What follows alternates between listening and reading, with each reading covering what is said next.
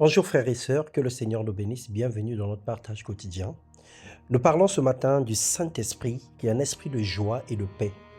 Ce matin, par les bontés de l'Éternel, nous décidons de reprendre possession de notre joie.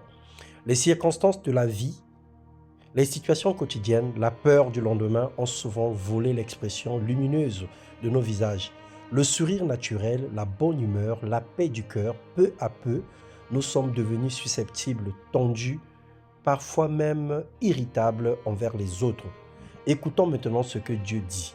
Dans 1 Pierre, le chapitre 1, les versets 6 à 9, « C'est là ce qui fait votre joie, quoique maintenant, puisqu'il le faut, vous soyez attristés pour un peu de temps par les diverses épreuves, afin que l'épreuve de votre foi, plus précieuse que l'or périssable, qui pourtant est éprouvé par le feu, ait pour résultat la louange, la gloire et l'honneur.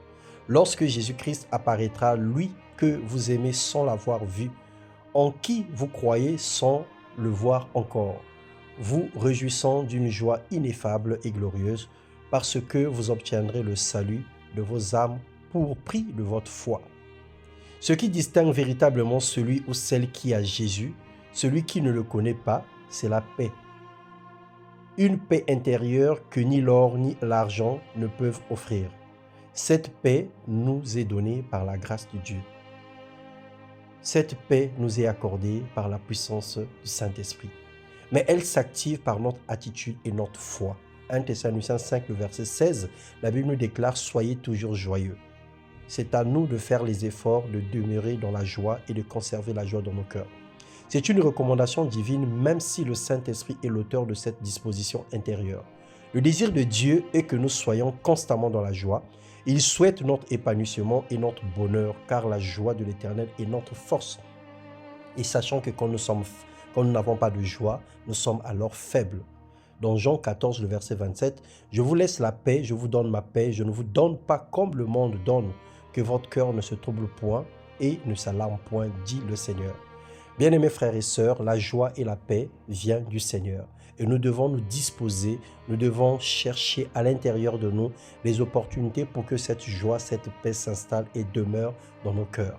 Que le Saint-Esprit nous communique une joie qui dépasse toutes les circonstances, peu importe ce que nous traversons en ce moment.